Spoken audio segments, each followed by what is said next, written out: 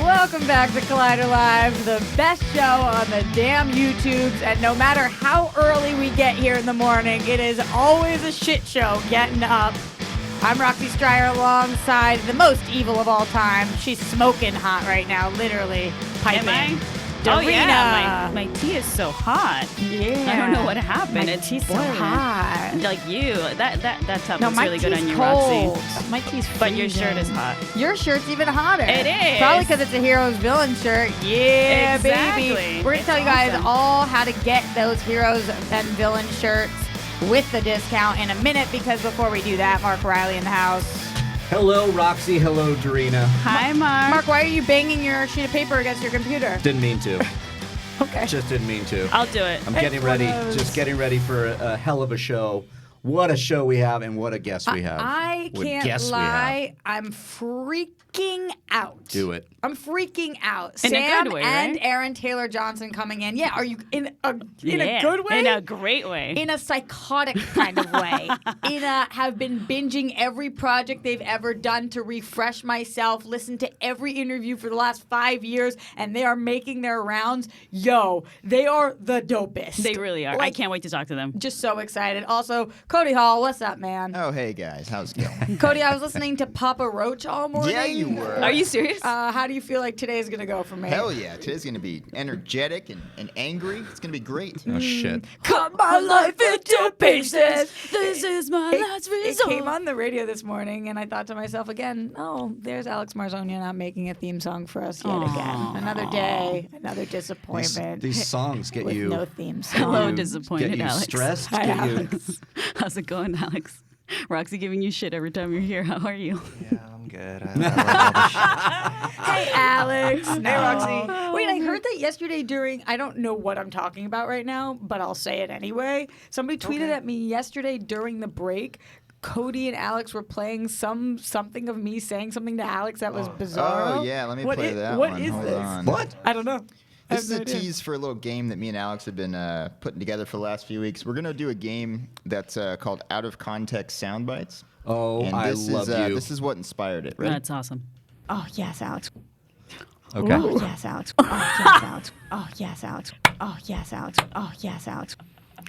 I don't remember what that was. Wow. I remember what it was. Wow. Oh, we you were do- talking about you and Filipino boys, probably. Wow. Wow. Yeah. Alex, what was it actually for? You're just gonna have to wait till we play the game. Ooh. Oh, yes, Alex. Oh, that is a great soundbite. Well done, Oh, boys. it's too good. Going back to Dorina's badass shirt and all of the shirts we've been wearing this week, guys. Heroes and Villains. They released some new dope stuff. Star Trek, Batman, Joker, Warriors of Do it. Mandalore. Wow, the back of that is even sicker. And also, who knew you could shimmy like that? Oh, it's like the Latin. Yeah. Oh, yeah. You know, Duh. It's just I can't. In fact, if I hear Latin music, I can't not shake my shoulders. I just well, can't do it. maybe Cody, you guys get at some Latin home music can going. shake your shoulders as well as Dorina can. If you buy Heroes Villains stuff at heroesvillains.com, you get 10% off also, by the way, if you use the code LIVE10. So we're always doing things for you guys during the holiday times. What is this, Yeah, Reilly? I'm just excited, so I just keep doing that. Okay. Just do that. And mostly because I love doing these, talk about out of context things. Out of context hand motions always get Roxy's attention. Yeah, because... yes, Alex. Perfect. It's so Couldn't weird. have planned that better. It's too weird. Again, they have tons of holiday promotions going on. So sometimes it's 10% off there, and then you get an additional 10% if you use Live 10. Sometimes it's 25% off. You never know. So check in heroesvillains.com. Look cool like Dorina. And they really do have the best stuff. Like Yeah, I was they saying do. on Soft as hell, yesterday's too. show, I don't like promoting stuff I don't like because I don't like lying. This is awesome, you guys. No, the truth of the matter is, I didn't see, I haven't checked yours, Reilly, but Dorina and I both didn't by any means have to Instagram any of the clothes that they sent us. That wasn't part of anything, and we Yeah. both wanted to just because I love their stuff. Yeah, it's really, really Yeah. great. And I just want them to get more stuff because I want all of their stuff because it's so good. Send us Same. more. Send We us want more. Yeah, heroesofvillains.com. All right, guys. Jam-packed show today. Yeah. Yes. huge. How you doing today, Mark? So Mark and I had went The to event our last really night. cool event How was yesterday. So Showtime and Collider Games are officially launching a Twin Peaks VR experience, and they've been working on it for a few years. It's I got to play when I first started working here. We launched the event yesterday here in studio with but some of the cast was here. A lot of gaming industry people. It was really, really fun. Booze. Everybody, of Booze. course. A lot of pie was had. Damn good coffee. Damn fine coffee as well. Did you make the coffee? No. It was like the David Lynch stuff. Like they have like their own coffee, damn. and so Showtime brought that stuff. We had all of the drinks. I had the Laura Palmer. I had a few of those. I had few as well. Very, very good. They're Right? so good. Yeah, And what'd then you- I had to stop because they were so good. Yeah, no. Exactly. But- That was about how I felt. But wasn't the event great though? The event was great. Yeah, I mean, and also, I got to hand it to all you guys. Seriously, you and Thad and Dennis and Wendy and all. I mean, you guys just crushed this party. I mean, they did more than I did, but I did do a pretty awesome music playlist. Yeah. You Oh did. yeah. Is So- there a filmed component of this? Like, are people going to be able to ever see what you guys did? Or Well, you guys can check the Collider video social media. Like, Oh, cool. Yeah, Dorian was actually there. Because Dorian's always What's everywhere. up, guys? Your boy Dorian. There's There Dorian. you go. See, he's everywhere. Yeah. So you guys can check that out, and then we will also be Showtime will be releasing the press release next week, of the official press release. But you will be able to play the game on Steam next week already. Damn. It's also coming out on Oculus Rift. It's a really cool experience. Everybody that was here that played it, including the cast and a bunch of people from gaming industry members, loved it. So we got really good positive vibes going on. It was really great. cut my life into pieces. It sounds awesome. Yeah. Yeah. And if you're like, So good. good. So good. This is what So I'm bad. picturing with the VR. So bad. Rock it out. No, it's not like that at all. Damn. I'm sad I missed the event. It looked like you guys were We having a missed you ball. guys. I, Yeah. I It was saw fun. some red carpet action going down. Everyone was looking so fly. Yeah, no, it was really fun, was right, fun. Mark? Yeah, Yeah. I Did you had a get to blast. play it or no? Yeah, I played like a while ago. Okay. Like just a Oh, little bit. Yeah. good for you. Oh, good for you. Oh my God! Thank It's you. nothing to do with the fact I work here. Jesus. You know what's it was good fun. for everyone? Mandalorian. Oh, Nice is it? segue. Well, Baby Yoda is in it. Nice segue. There you go. Thank you. Thank you. Man, we've covered a lot in only 5 minutes, you guys. Yeah, Well that's done. great. Well, it's because we have here's the deal. I'm not here on Fridays usually. No. So this 1 hour thing, whoa. Yeah. There's Right? so much to get through in an hour. You blink and it's gone. And it's gone. And especially when you only have a half hour to cover some of these stuff before our nice guests come in. So it's just like even faster. I don't even know. Nice is undersound. I'm just like so excited. Yeah, we did miss you yesterday, though. Yesterday's missed show you was guys. really fun with Josh, Ken, Emma was in it. Whoa. It was like her debut, and we had a blast with her. We played a TV theme song game. Fife came in. Yeah. Fife came Missed in. it. Yeah. And were you guys talking about my vagina? Always. Thank we you. always talk about your because we're always so concerned about your got some vagina. really- I got some weird tweets about my vagina. Yeah, Oh yeah. See, What, this so is- what happened, Roxy? this- Please this tell I me because don't- I don't understand. I don't understand. I can't tell you because I don't understand. So I don't know. Somebody was like, hopefully you didn't miss today's show because your vagina died and Dorina already offered to fix that for you. So true friendship. Like what? Did they think I was actually going to physically take care of your vagina, or was going to help you, like pretty sure I was they're going to be like hoping. you're going to be my ask. Padawan, and I was going to be, like Oh, teacher. Yeah, I didn't know what they meant and decided not to ask follow-up questions. But it wasn't the only tweet I got about my vagina yesterday. So I was like, what are they talking about on live today? And why am I not there? I miss them. Aw, we did Yeah. miss you yesterday, but you're here today. That's true. thankfully. That's here. To keep things on track by talking about Mandalorian. Yeah, but why? I just fine. Yeah. Fine. I just don't get it. It's like people that do, whatever. Finish your sentences, Mark. I just feel like my I don't know why, grandmother I is just feel- overlooking this and going just pouting at social media. Why? Especially for somebody like that would go and talk to Roxy about her vagina like that. I mean, it also you. depends on the context, right? But did you feel Sure. weird? I feel Yeah, that's an totally answer right there. fine when you talk about my vagina. Right. I don't feel as fine about it when somebody tweets at me about my vagina. Yeah, This is that what makes I'm sense. talking about. It This does. is where Yes. Mom is kind of pissed at this, at the way that social media has really taken away manners. You know what I mean? They So ain't it got kind of manner. Oh no, we're not on my family. We're on yours. Nobody has any manners When did anymore. I turn English? Oh, I don't that's know. quite the accent. Yeah. Nobody has. Well, our guests coming in today have accents, so maybe I'm we so can excited. make fools of ourselves by asking them who is the best. Still me. Definitely not me. not. I don't think the Still Mexican me. can do Mine a just- British accent Yeah, at all. mine inevitably turns into a Scottish You accent. sit So. in the room, you play the game. All let's right hear it. then. That was okay. Yeah, I mean, which one should I do? Because there's all the Do the can you do all the Queen's- different do ones? the Queen's English. What's the Queen's English? Oh, she's You sound like you're from London. No, No. she's very proper, and she Proper. pronounces everything very properly. Properly. Okay. And what? How do you do that though? It's like at the back of your. It's not even like French where it's the back of your throat. It's like up here. Alex, you sit in the room, you play the game. What do you got? Oh shit. Hello, how are you? Oh. Hello, Alex, Dorina. can I tell Hello. you something, Alex? Very Well, good. how? Yes, you may. Since you botched the Australian accent, you've been going to work on this one. British is my favourite one Oh. to do. Very good. Very good. Thank you. good I really indeed. appreciate that. It's very, very good. Do you know who we're gonna make play the game? Cody. Cody. Hall. Cody. Nope. Aw. He didn't play that Come game. Here's the on, thing. Cody. He's the only one who I say you sit in the room, you play the game, but Cody has way more power than I do because like he'll just turn us off. Yeah. Oh yeah. Well, the stream will just. Yeah. Yeah. I lost my mic. There it You is. called it. Yeah, I deserve that. All right, Mandalorian, guys. Oh, yeah. Mandalorian season 1, episode 5. Mm-hmm. Last night or this morning, depending on where you are. Let's do a little bit of a spoiler-free because it hasn't been up for that long. So Yeah. a spoiler-free review of this. Favorite episode so Spoilers. far? Least favorite? Where does it lie in the others? For me, it's landing kind of in the middle of everything. I would say episode 3 is still my favorite, followed by episode 2. Then I would put the pilot, then this episode, and then last episode, episode 4. Okay. So it was a little bit higher than last episode, but I'm still like, there's a bigger story that I'm waiting to get to. And I feel like we're getting there in a way that's very interesting character work, but it's for me, it's like I'm like, oh my god, when are we getting there? When are we getting there? But I'm still enjoying the hell out of myself. There's Yeah. so many great moments in all of these episodes, and this one for me, it's like okay, it kind of no spoilers, but it ends, and I go, okay, what's going on?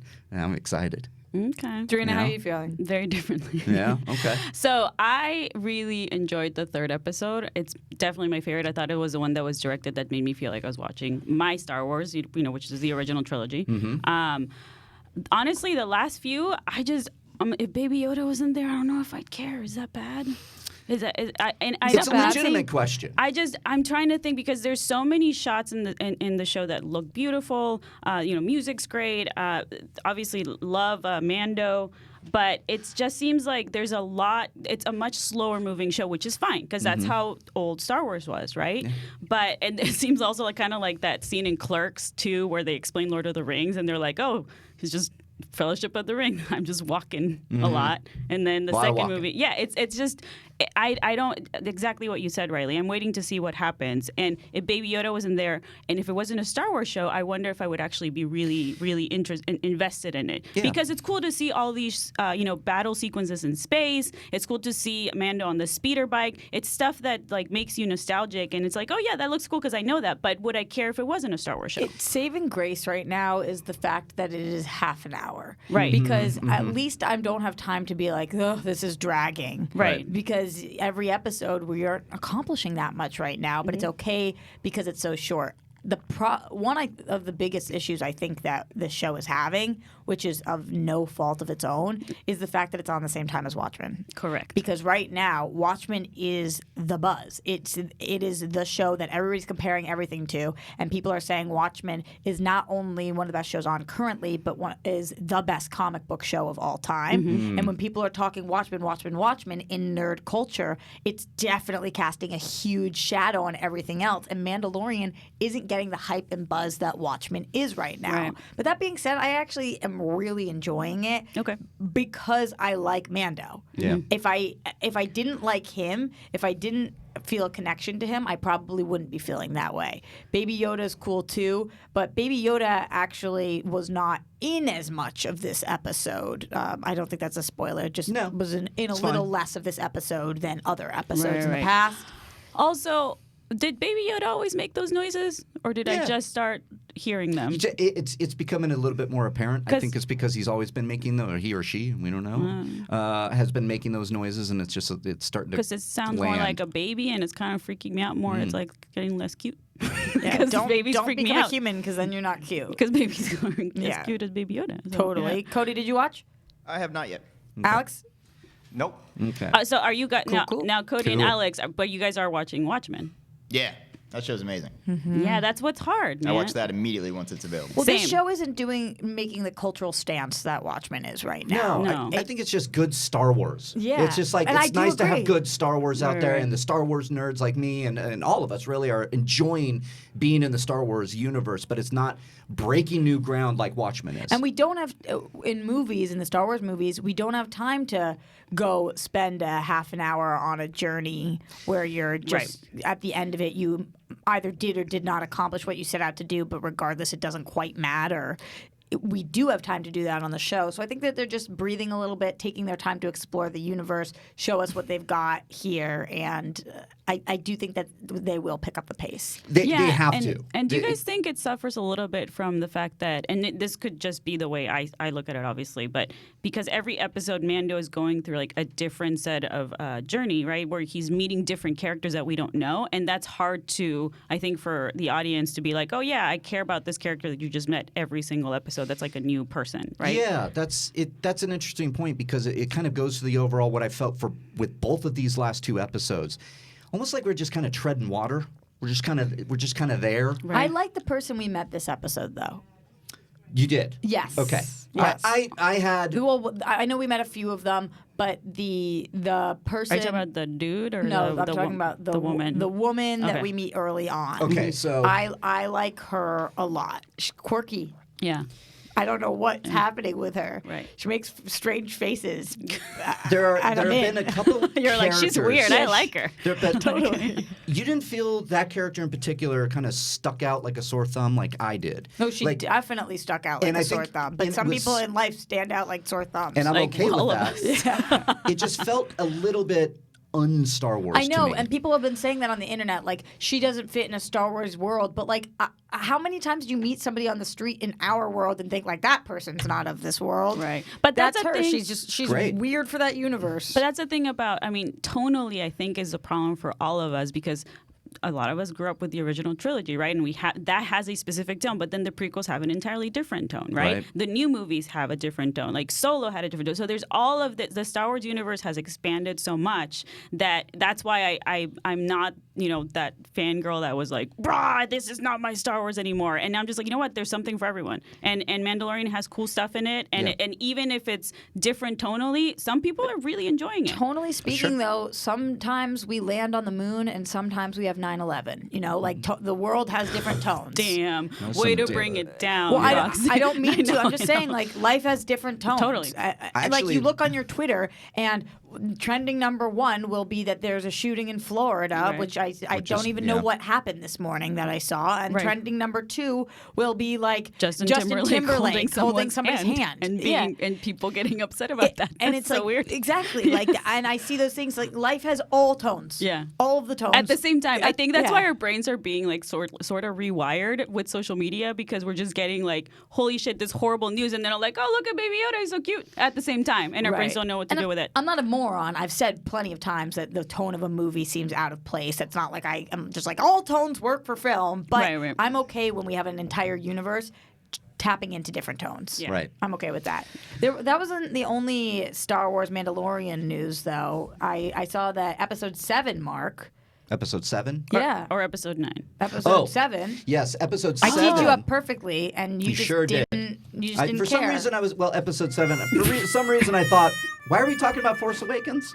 No. But then I realized we're still Mandalorian talking about the episodes. Mandalorian. So Yep. episode 7 of The Mandalorian is going to release early on a Wednesday because these drop on Fridays. That's going to be Rise of Skywalker. But on that Wednesday episode, we're also going to get a sneak peek at Rise of Skywalker, which I think is pretty cool. It's getting wow. So I think that's great. Of course we are. It's going to get everybody excited.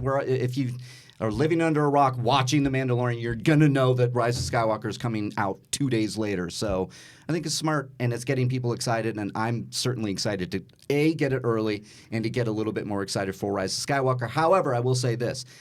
I'm not going to watch that sneak peek of Rise of Skywalker. I don't need to see anything else. Me either. I just want to see the movie. I'll watch. Thank you, watch Christian it. Bale. Because you want to watch everything. I'm just such a millennial in that way. You like are. if something is out there, I'm watching it. Really? Because Yeah, you and don't you want don't to wanna be wait till spoiled it's in the anymore. theater You wanna and know what enjoy for the sucks, first time, too? though? No. Even when people, Nope. even when You're just, no. This is what happens too, because like when people's sex tapes are leaked or like images, Here we are. Yeah.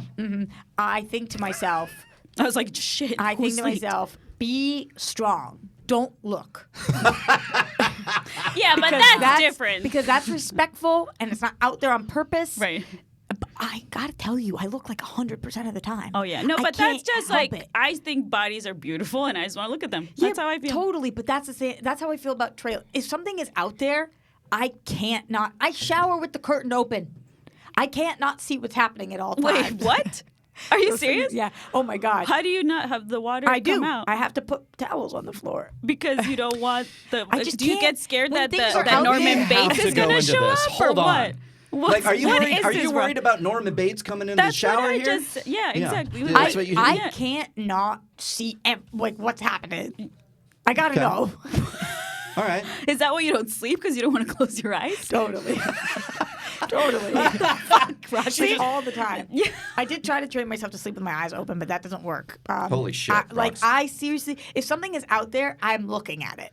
I don't have it inside me. Last night, I was taking a shower, and I'm thinking to myself, With the shower. With the- so I'm trying to test it because I also like therapy. So my therapist all the time is telling me like you have crazy OCD with shit. Like you got to try to be better. Oh, so, yeah. so I'm like, Don't we all? Just I'm see like, what I okay. did last I'm night, like, yeah. okay. I'm gonna make her proud. I'm gonna close the curtain for 30 seconds at a time.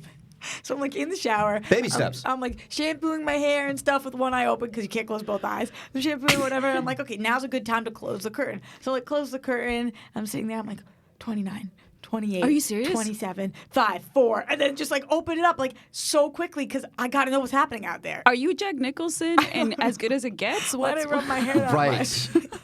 She has like all the soaps in the thing. It's weird. Yeah. Wow. I can't. I gotta know. Do you, Cody, Alex, do you guys have anything like that? Nope. I mean, I'm trying to think. Cool. My OCD I mean, no, is look, just I with, have like, some of it, but- Yeah, mine's with like keeping things tidy at my apartment. Yeah. Like I'll get like fixated on certain things. Like last night I just redid my shelf, and like Julia was like, "What the hell are you doing?" I'm like, "I don't know." Well, The weirdest thing for me is like basically anything that has notifications on my phone. I hate not checking it, and so I have what that. I've done, I've had to like turn them off because otherwise I'll go crazy. What I've learned about you, Dorina, doing the show with you is that now I will like line these up because if I don't, you will reach across during the show and take my pages Hey, hold on. and transfer them. This is my own thing here. No, okay? but it's wrong. Yeah, Mark. no, I need it like that. No. Yeah, No. You're like a cat now. I know. It's just like And I saw it all. Yeah. You did. Good for you. Oh, good for you. All right, Mark, what's our next news story? What do we got? Well, I think this is cool. We have our first kind of details for Ghostbusters. Is it a cool, quick Ooh. story? It's a quick story. Because we only have like 2 minutes we have to talk like about. zero so- time. But wait, Ghostbusters, what's going on? Yeah, thank you. Vanity that Fair Ghostbusters? reports the new story. We got more story from it finally, which is that the story is going to follow Carrie Coon as mom Callie, her science-obsessed daughter Phoebe, and Gearhead's son Trevor. And they all move to a small town where then they inherit some property from Callie's father, whom she didn't know.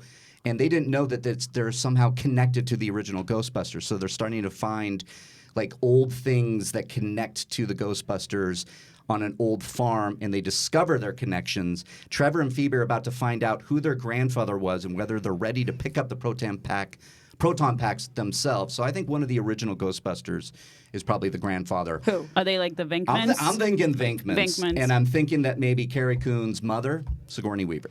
Ooh, Dana. Wow, Yeah. those are like two of the best actresses ever. Yeah. Wow. Yes to Wow. that. So they're all coming back, right? Like Sigourney's coming back. Like we have to. Sigourney yeah. Weaver's coming back. Is Dan that Aykroyd- confirmed? It's confirmed. Oh, shit. Sigourney Weaver is back. Bill Murray is back. Of course. Dan Aykroyd, of course, is back. How do you feel about Not Rick this? Moranis.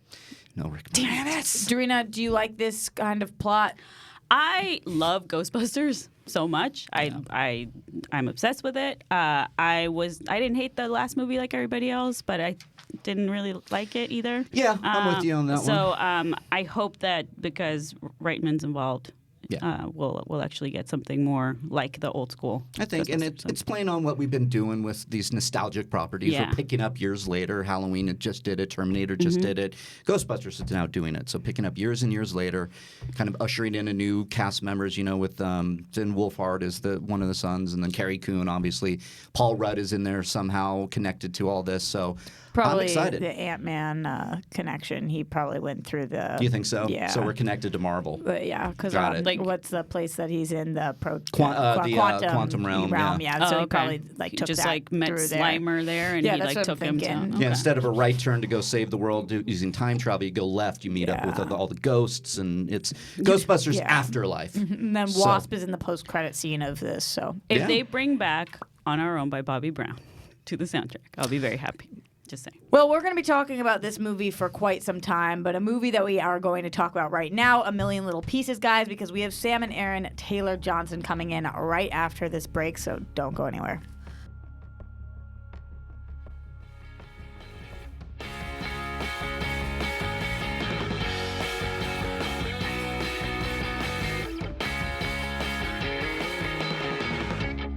What's up, guys? It's your boy Dory. What's up, guys? It's your boy Dory. What's up, guys? It's your boy Dory. David Johnson. Aliens and shit. Aliens and shit. Aliens and shit. The Action Guys.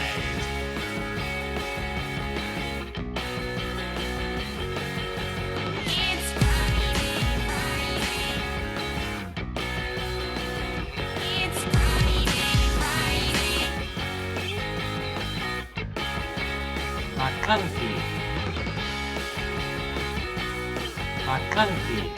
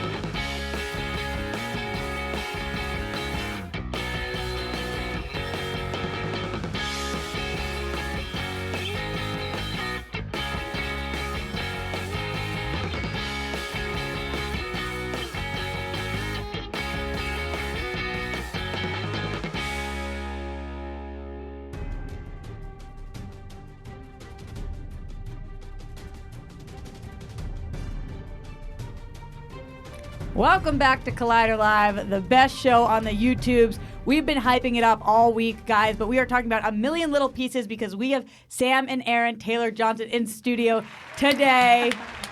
Thanks for being here. I'm glad you both put of those on just in time to hear our live studio audience clap for you. They're going crazy. Dorina and I were able to see the movie last night, and we loved it. Great job to both of you. Excellent job. I know that for the last 10 years, you guys have been switching off who gets to work and who's staying home with the kids. Yeah. You guys are both working on that. How does that affect you guys? Did you guys just talk about that beforehand, or? I think we just, what made the decision of being one on, one off. I think, we just really enjoy being parents and being at home and really just decided that we'll travel together and stick together and try and give them a childhood. So, we're like the Von Trapp family. We all go together. And but this one, we were lucky. Aaron's mom came, took care of the kids. We shot everything in LA, doubling as Wisconsin in the winter. And in 20 days. That's crazy. Was that part of the decision to do it so quickly because you guys wanted to get back to your family, or? No, we would have much preferred a bit more time would have been great. Days, but it did help for that. We had a small budget. I think this book was going to be, a big Hollywood studio movie, and I think by the time it got to us, it was, a small indie shot in 20 days, which was actually, I think, appropriate to the material and the story because nothing is glossed over and it's very raw and very real, I think. So, but the 20 days was certainly an advantage to the family. How was this different from the first time that you worked together in Nowhere Boy? How was it different? I mean, well, you're together now. Well, yeah, exactly. Both professionally and personally, yeah. I guess we had seen each other sort of grow and evolve as an actor, as a filmmaker on other projects, and I think, I've seen Sam as a filmmaker have to make a lot of compromises against her will, against her vision, and I just think there's. So when this film came about, it was amazing to have full creative control and really have her voice in this film, and so that's kind of why we wanted to do that, and hope we can kind of keep it integral to her voice. So. You guys were involved in all areas of this project, from writing, starring, directing, everything. And one of the things that I love, you guys have been doing a ton of press for this. By the way, you guys look amazing right now. Congrats on not being just exhausted. But something that you guys have been addressing head on over and over is the controversy around this book. Yeah. Is that something that you guys talked about? Like, should we touch this project because of what happened with the book? And how did it actually affect your process? I think actually it made us more resilient to getting it made because I loved the book when I first read it, and I loved ultimately the message of the story and how he wrote it. And he wrote it very free-form consciousness, and he's never reread anything he's written, so that's his process. But he does no editing at all of it. No, he just out it comes. So like a journal, kind of. Damn. Okay, yeah. So for me, the story never changed or diminished, I guess, through the controversy, and so we didn't want to focus on that because it's there for people. People either know about it or Google and see what happened. But it kind of made me feel more determined to make the movie because I felt like ultimately James has been through addiction, treatment, rehab, and recovery. He's also been through shame, public humiliation on a huge scale, and yet he still stands before us 26 years sober. And for me, that's the ultimate message and the truth, if you like, through the whole journey of him. And so that made us feel very strongly about making the movie. But it's been a challenge constantly because I feel like the controversy and people's thoughts about it have constantly been trying to sort of pull the movie back. So it's sort of made us even more like we're getting it out there. But it's been a journey, that's for sure. Do you think that the controversy itself is affecting the release of the movie at all? Like, has that been difficult? Or because it seems like you're focusing on his story and his personal journey more so than all the BS around it. Yeah. It tends to be what people focus on when they write about our movie, which then, of course, affects its ratings and then, of course, affects people. But it's something that we keep sort of saying, this is James's story as he stands before us now, and really the message is compassion and forgiveness. And I think that's an important message today as important today as it was in '93 when he entered rehab in 2005. You know, it's always an important message and one of hope as well, because the movie, yes, it deals with addiction and the darkness that he goes through, but we have Billy Bob Thornton who brings in so much humor, and I we thought have he was really funny. He's Actually, he's and really Giovanni great. Ribisi and is Giovanni hysterical at Ribisi times is too. amazing and breaks your heart, and Yeah. Juliette Lewis. And so we also have, you know, stellar performances, humor along with the darkness, but the through line just being James's survival, really. And you guys got to spend 18 months with him. What do you think of James? Because we don't know him. The world really doesn't know him as a person. We've only seen him on Oprah or wherever his name was in tabloids. I love him dearly. He's, you know, we became very, very close over those 18 months. One of which we went back to the treatment center where he went, and he hadn't been back in over 20 years. So stepping through those doors again was really quite an emotional, overwhelming experience, and kind of living through those his steps. And but you know, he's someone who is battling with addiction every day. Still 26 years sober, but you know, that pain and that fury is still bottled up inside him, and he talks about it a lot. I mean, he's a complex person, and you know, he's been through a lot. Public shaming, I think, you know, that was so much, so deeply sort of, you know, it's exposing, and it's kind of how our first scene of the movie, you know, how we open up the movie, was kind of emulating that. And that experience, but yeah, he's a special person. He's got a lot of heart, very loyal. You know, I went to go back and I sort of spent some time with his brother and his friends, and he's someone that you could text and he would text you back. And he called me this morning, and he told us, you know, he's just About the movie, or yeah, just he as just a friend? called this morning, just said, look, you know, it's a big day, and I just want to thank you and Sam and how much really love and appreciate everything we've done. He's just someone who's got a big heart, and he's, you know, but he carries his wounds as well. You know, he's sort of, you know, he's got a lot. It's complex. Did your relationship with him, I'm assuming, helped your process as through like how you were going to play this role? Because you were amazing in it, and it's a very difficult thing to play, like to bring out that emotion, especially of like, I'm not sure about your personal life, but like to be an addict. I mean, that's something that a lot of people struggle with. So how did you approach that? Yeah, many different angles, but yeah, I mean, obviously I wanted to really tap into what was James' journey and how he beautifully articulates in the book that pain and that fury, and how could I embody that in the film. And one way was that Sam wanted to have this sort of physical element, this sort of contemporary dance, sort of expressionistic sort of body movement, a physicality to it, which we explored and had fun bringing to the screen. But yeah, I also have friends that are addicts, and I have friends that have relapsed. I have friends that are celebrating sobriety, and some that are sadly not with us anymore. And that's just, you know, so soul destroying. But I knew going into this was a character that needed to be. I needed, you know, give it my all and wear my heart on my sleeve and just kind of and show every aspect, vulnerability. You know, you're dealing with an addict. It's such low self-esteem and self-destruction and shame and insecurity and fury and so much darkness that there is. It feels like there's no room to climb up that ladder and find the light at the end of the tunnel. And I was interested in that character arc and that journey. It was great to play. It's not the first time you've had to step into a very difficult character's shoes. I heard so many amazing things about nocturnal animals, and yesterday morning I decided to wake up, and what an interesting movie to watch in the morning time, I will say. 6 a.m. Nocturnal Animals.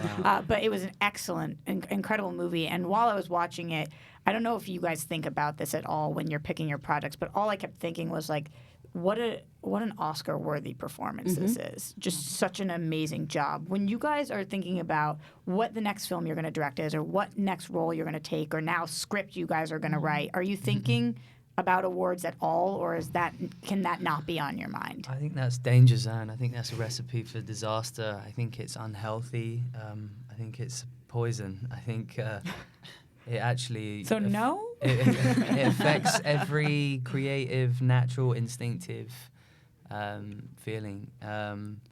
It's mad how it can suck you in quite quickly, and your ego go on another journey, and your narcissism go off the scale. You know, it's weird. I think generally, I've never chosen a job due to what the hopeful outcome would be. I've seen people do it. I've seen filmmakers do it, and they've fallen flat on their face, and it's not gone the whole distance.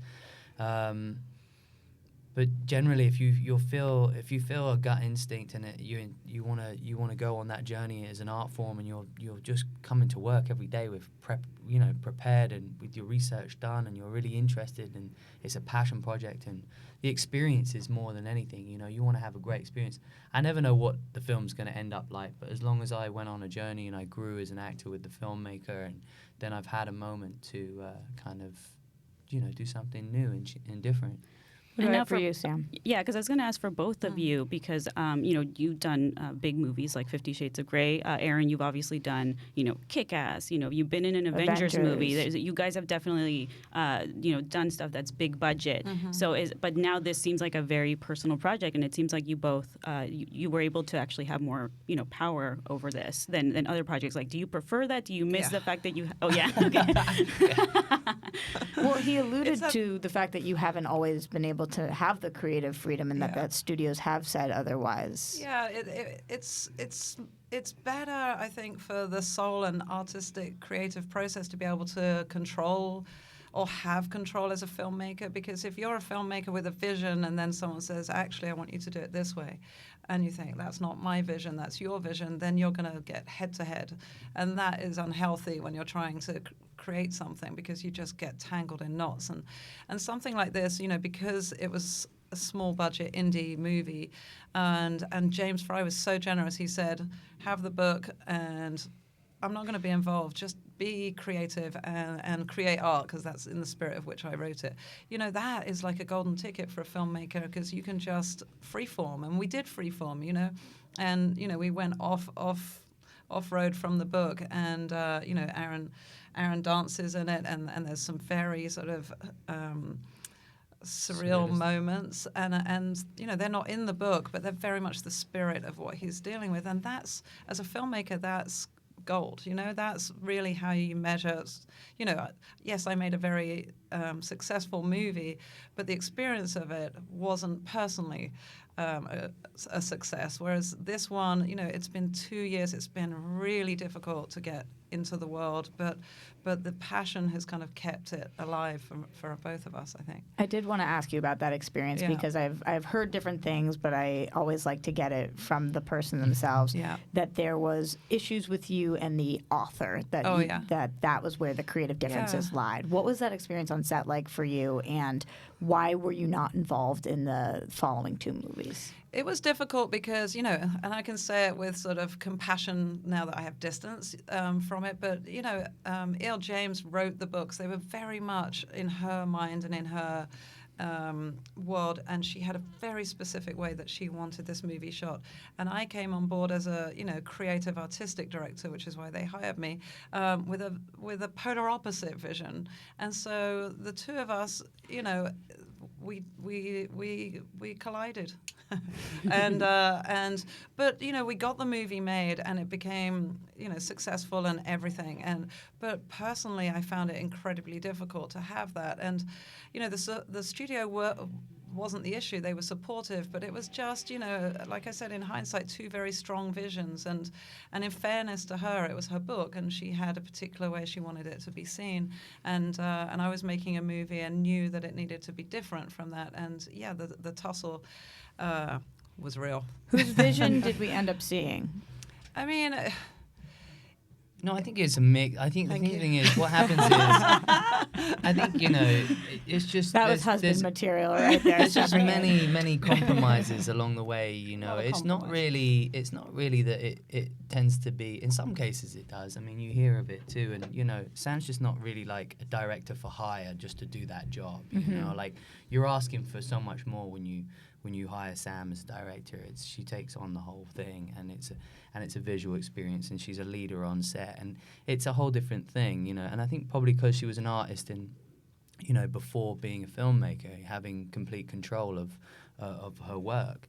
But yeah, and you see it nowadays as well. Studios will pluck an incredible director that's got first-time film in Sundance, stick him on the biggest studio movie, and then there's problems halfway through because they have different, you know, they have their voices completely different. What do you to go think back to about the that? question, I think, you know, I think the movie really was, yes, there were compromises, but you know, it did work and it became successful. But there are definite things that I really wish were still in the movie, and you know, Can you talk about them? Oh God, I wish. No. Or just other ideas that you wanted to strive to do. There was a and lot be of able to ideas explore, to explore, but whatever, it is what it is, and like I said, success, how do you measure it? But you know, now if I couldn't go through the journey of 2 and 3 in the same way, and I don't think they could either. And it was, you know, it wasn't a sort of acrimonious, angry parting of ways. It was just like probably best. And you know, and I think if I, you know, saw Erica today, I'd give her a hug and say, you know what, it all worked out just fine. Kind of interesting, though, that the project that you guys decided to work on together was another book adaptation. Yeah, controversial book adaptation. You seriously must have lucked out with that phone call to him where he was like, just take it and do whatever you want with it. Amazing. But I'm surprised that you had the feeling that you wanted to go into that realm again. I can't help myself, I think. I think also if something feels like a humongous challenge, I'm like, yeah, I can do this. Give it to me, I'll do it. And then halfway in, I'm like, why do I do this to myself? Why can't I just take the easy road? What do you guys feel like is the challenge that's the guiding light for you right now? I heard you guys say musical together or something. I mean, I'd love to do a musical because I know Aaron's an incredible dancer and he can tap dance. And can you sing too? And he can sing because he did in Because at Newark, that's right, yeah. So that, and also I keep thinking it'd be nice because obviously we've been in a very dark atmosphere for a good couple of years with this movie. Just send us into something lighter. Something. Is there a musical that you have in mind? No, but last night we were sitting having dinner and we were like freeforming. What if? Please do Little Shop of Horrors. That's my favorite. Yeah, but that's the thing. It's already great. I know. You don't want to take true. something that's already great. Well, I think you guys could rock it. Yeah. You could do a new adaptation, maybe. Is there a major franchise that either of you guys are looking to be a part of right now? Obviously, going from the Marvel universe, it's as big as it gets, but a Star Wars, a Star Trek, a DC, something that you guys really want to be a part of. I mean, I grew up loving Star Wars. Star Wars is the best. Yeah. Were you watching Mandalorian? Would you like to direct? Oh, sorry, go ahead. Are you watching Mandalorian? I'm going to. I haven't yet. I haven't started that now. So but would you say yes to a Star Wars project? Of course, who wouldn't? I mean, it's an amazing. I mean, I've been on the journey of it all my life. What about you, Aaron? Since you have been, you know, Kick-Ass is one of my favorite superhero movies. Obviously, like Quicksilver, like all these characters that we all grew up with, because here our Collider audience is basically, you know, we're all nerds here. Bunch we of love nerds. this stuff. Yes. Pretty much. So is there something that are you kind of, now that you've taken a break from it, would you like to come back to it at all, or? Yeah, I'm interested in doing a trilogy or a franchise or whatever. You know, if the character and the story was right and interesting. I mean, it doesn't bother me whether it's big, small. It's on a scale that needs to be commercial. It doesn't really. I'm never really affected by what genre I'm jumping in and out of. It's just whether I can tap into some. You know, whether I can take that character on a journey or not, you know. So yeah. But you didn't grow up like her, where like, oh, I love Star Wars. Oh man, I think, you know, I'm sure, of course, to be in Star Wars would be amazing, and you know, anything on the DC side is amazing. You know, I enjoyed being on with Marvel. There's a good family. You know, those ones are huge. They're huge families. You know, they're already got their. Yeah, it's you know, it's always kind of cool to be a part of that. You know, it's a crew. You've been acting since you were 6 years old. So if every set you're on So I'm going is to a retire now. So.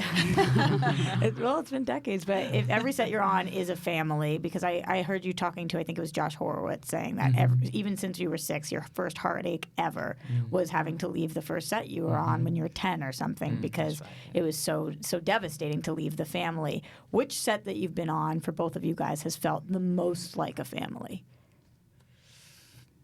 What about for you?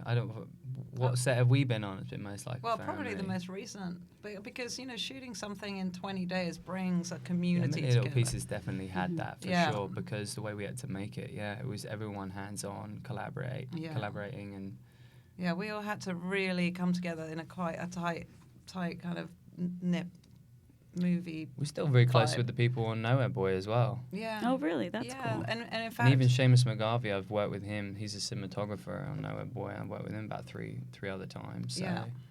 But it was a decade to the week that Nowhere Boy came out Oh, this wow. week. So they screened it in Liverpool last night, which is so nice that within the same week we have that and then a million little pieces. That's great. My mother's the biggest Beatles fan, so we actually took her to Liverpool for her 64th birthday. Oh, wow. You know, When I'm yeah, 64. exactly. Yeah, so she's the one that she's like, you have to come watch this movie with me. She cried. It was a whole thing. Oh, so she, amazing. yeah, I love that. For A Million Little Pieces, how do you guys get everybody to sign on to this movie? You said you didn't have a big budget. You're shooting it really fast. Your cast is badass in this film. Is that because you guys have just made such big names in in this space that everybody wants to do it for you? Was there begging, borrowing, and stealing going on? Like, how did you do this? It's really just Sam. Firstly, she manifests everything, and she also has this innate optimism, and she's just a joy to work with. And I think as an actor, you want to work with someone who gives you that space to experiment and explore, and there's so much trust there. So it's always, from cast even to the crew. We had Jeff Cronenworth shoot it, who shot Fight Club and every Fincher movie up until then. And, I think there is some people that we made friends with over time. So like Charlie Hunnam, the story was that, He was on 50 Shades with me originally, and then when he parted ways from the movie, we said to each other, right, whatever we do next, let's try. So you were on good terms with him when he parted from the project. In fact, we became really close friends because of that, and so it was really, when the time's right. Yeah, come in and do this. And the thing with Charlie is, the irony is, he plays such sort of alpha male leading roles of these sort of, very big masculine sort of dudes, and he's just the sweetest, compassionate, loving, caring person. And when we was writing this character Bob, the brother of James, who's just pulls him out of the gutter, and he's with him the whole journey. He's there for him. He's very caring. And when we were writing it, I just couldn't help but keep Charlie in my mind. I just felt like if I ever had to have a brother, I would love him to be my brother. And a lot of the cast was a bit like that. It was just sort of wishful casting. And what about Billy Bob? Billy Bob, the same, was like when we had pictures of everybody on our wall, like when we were writing, in order to kind of like get a sense of like their dialogue or their character or the way they would move, and and you would just hope you would get Giovanni Ribisi and Juliette Lewis and people like that, and sure we did. enough, we got all the ones that were on our wall. So you talked about staying close after the shoot was done, and somebody I noticed that you were close with because you did all of your press with during Avengers with Elizabeth Olsen. Did you guys remain friends afterwards? Yeah, Lizzie's really close friends. Yeah, because we worked on Godzilla as well before Avengers. Yeah, and so played, and okay, so you guys, how long have you guys been married now? 7 years. 7 years we've been together. So yeah, that's 11. It's pretty amazing because I'm married to and I have a pretty healthy, awesome relationship with my husband now. It's been very long, right? now that you've gotten like the several years of practice, so that's pretty crazy that you guys are working together. Like what's that like to be able to does that make it better for the project because you guys have a great healthy relationship, or does it make it a little bit more challenging? Like what's it like? No, I love it. I think it's great because. I think I was always getting frustrated on everything I was doing. I was like, why am I leaving the best actor at home? And That makes sense. And so when we got together to do this, the excitement of what it would be like on set, where we could both go to work together at 4 o'clock in the morning, and and collaborate, and also the advantage was because we were shooting it in 20 days at such high speed. I could say to Aaron, "You have one take, you better nail it," and we could do that, and also I'd had the confidence that he could, because I know that when Aaron reads scripts, he starts to become the character literally by page 5 if it's what he thinks he's going to be doing, and so I start to see Aaron disappear, and he starts to become whoever he's playing, and that's not always easy, especially with Ray from Nocturnal Animals. That was a tough guy to live with. That's not a great dad to bring home at Yeah, that. it was tough. Yeah, It was tough. that's got to be really challenging. And I know that your guys' writing process is so different as well, because it's not just on set. You guys wrote it together. You're somebody who buckles down and can write for many, many hours. You're somebody who kind of needs to wander with her thoughts, or from what I've heard from interviews. Yeah, exactly. What about communicating during that? Was that ever challenging, or just knowing that about each other, did it help push through? Oh, I mean, Is somebody more stubborn than the other one? That's the real dirt.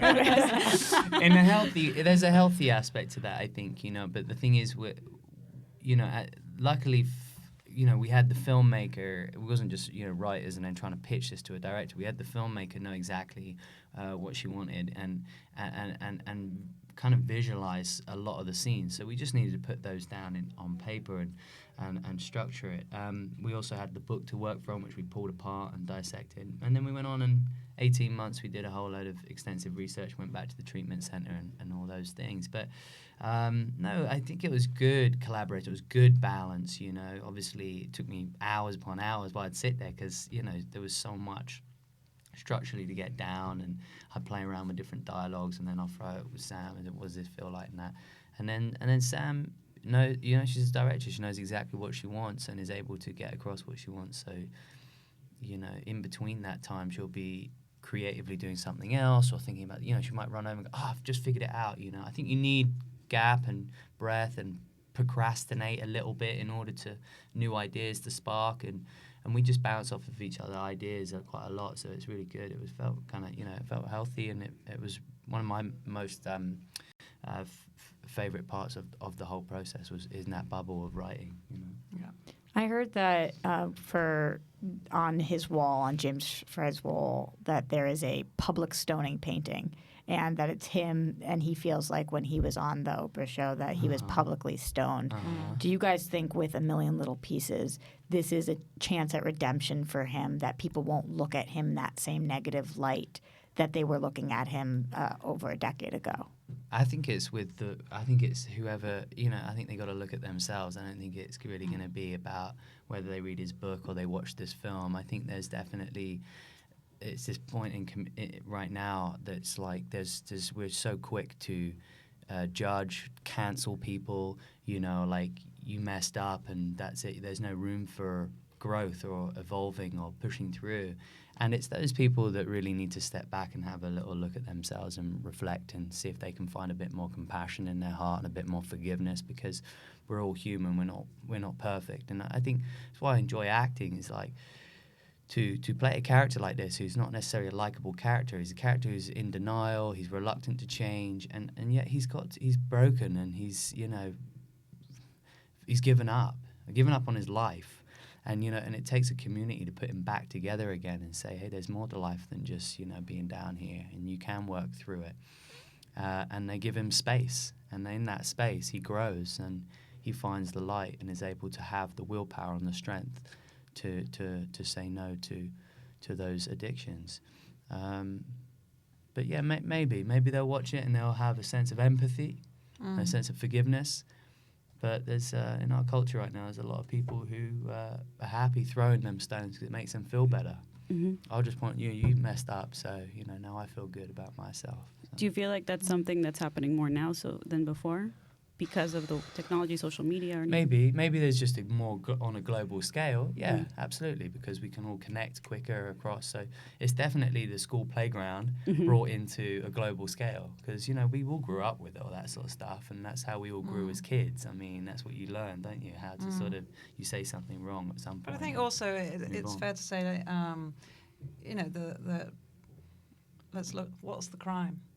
With him especially, because the vitriol is so strong, and I think that really we should look at him differently now that he survived that and is still sober, and how much resilience and strength that must have taken to be on a public stage with everyone mocking and throwing stones. Well, he means a great deal to a lot of people, and that book means a great deal to a lot of people. It doesn't diminish. There is a controversy, but you'll find there is a group of people who that connected with, and it saved their lives. They went through rehab, and that was the book by their side, or they knew someone, or a brother, or a sister, or a loved one was going through it, and they read that book to have a deeper understanding. He's kind of a special person, and and he's flawed, like we all are, and that's what makes him beautiful, because he's open and able to show that vulnerability, and I hope we try to do that in the movie too.